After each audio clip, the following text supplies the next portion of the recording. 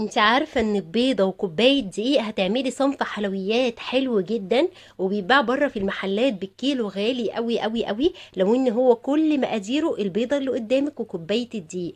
ايوه، النهاردة هنعمل حلويات حلوة مقرمشة خطيرة معسلة جدا جدا جدا بكوباية دقيق وبيضة واحدة. حطي لي لايك لو اول مرة بتشوفيني، وشيري الفيديو لو بس عجبك. بحبكم جدا، سموا الله وصلوا على الرسول، ويلا بينا على الفيديو على طول. بص بقى، الحلوه بتاعتي بحب انزلها في الشربات. تقدري انت تحطي لها سكر بودر لو مش عايز تعملي شربات، او تحطي عليها معلقه عسل نحل اللي تحبيه. انا هحتاج هنا كوبايه وربع من السكر. هعمل شويه شربات والباقي هحطه في التلاجة ينفعني لاي نوع حلوى تاني. هنزل عليهم بكوبايه واحده من الميه. هنرفعهم على النار، ولما يغلوا هعصر عليهم نص الليمونه اللي انت شايفينها قدامكم دي. وقبل ما اطفي النار على طول هحط لهم نقطتين من الفانيليا اللي هوريها لكم برده. وبس كده يبقى الشربات خلص معايا. يلا نشوف بقى الحلوة الخطيرة بتاعتنا. هركن البيضة على جنب وكوباية الدقيق، وهجيب البولة بتاعتي وانزل بكوباية الدقيق الاول بالشكل اللي هتشوفوه معايا. تمام قوي كده. هنزل برشة ملح. اي حلوة بنحط لها ملح يا جماعة عشان تعادل الطعم ما بين السكر، ورشة الملح بتديني طعم مظبوط يعني جدا. بضاية واحدة هكسرها كده بالشكل اللي انتوا شايفينه ده على الدقيق. كمان مادام حطيت بيض يبقى ضروري هنحط فانيليا على الوصفه بتاعتنا علشان ما تبقاش ريحتها وحشه. عندي هنا فانيليا بودر وممكن السايله، هنزل كده بكيس فانيليا. والفانيليا دي حلوه جدا، بتقضي على اي ريحه زفاره، فهكتفي بكيس واحد بس. مركزه قوي وريحتها حلوه. تمام كده. هاخد رشه بسيطه كده من البيكنج باودر، ودي اختياري، هتخلي الحلوه بتاعتك خفيفه. بس كده هبتدي اقلب بقى البيضه بالدقيق بالفانيليا برشه البيكنج باودر اللي هي الاختياريه. قلبت كده البيضه كويس مع الدقيق. هجيب بقى معايا هنا معلقه واحده من الزيت والميه ونعجن. مش اكتر من كده الوصفه بتاعتنا.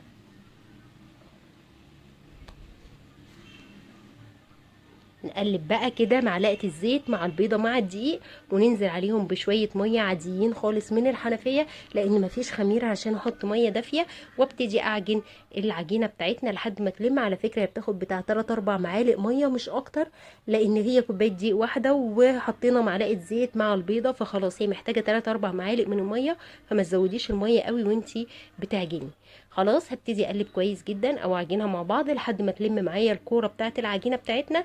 هسيبها ترتاح يعني، بصوا، بتاع 5 دقايق عشان تتفرد معايا بسهوله، مش تخمر، لا عشان تتفرد بس بسهوله ما تبقاش زي الاستيك. بعد ما ريحتها 5 دقايق هجيب كده شويه من الدقيق افرشهم كده على الرخامه او على المفرش السيليكون بتاعي. واجيب العجينه بتاعتنا، العجينه الصغيره اللي انت شايفاها دي هتديكي طبق مليان من الحلويات. وهرش برضو رشه دقيق كده فوقيها، وبالنشابه رايح جاي رايح جاي لحد ما تتفرد معايا سمك رقيق كده نص سنتي، علشان خاطر ما تبقاش متختخه كده، لما نسويها تبقى هشه وخفيفه ومنفوخه وحلوه.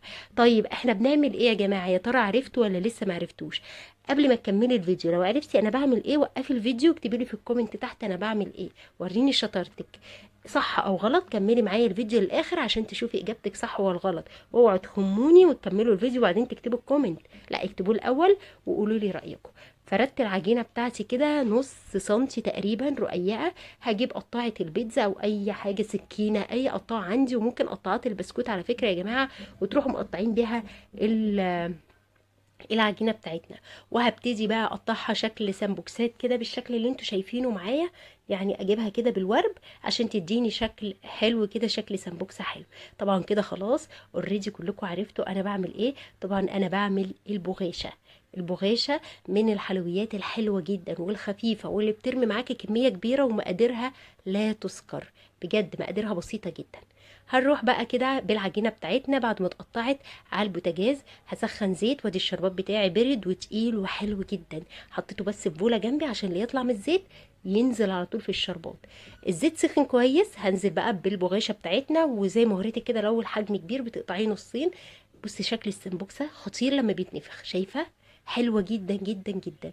انا من عشاق البغاشه الصراحه، من الحلويات الخفيفه اللي مهما تاكلي منها ما تشبعيش بجد. هبتدي اقلبها بقى بسرعه لانها سريعا بتاخد لون وبتتنفخ، يعني من الحلويات السريعه اللي هي بتنزل الزيت تستوي على طول. فخلي ايدك فيها سريعه، قلبي على طول وتروحي رافعاها.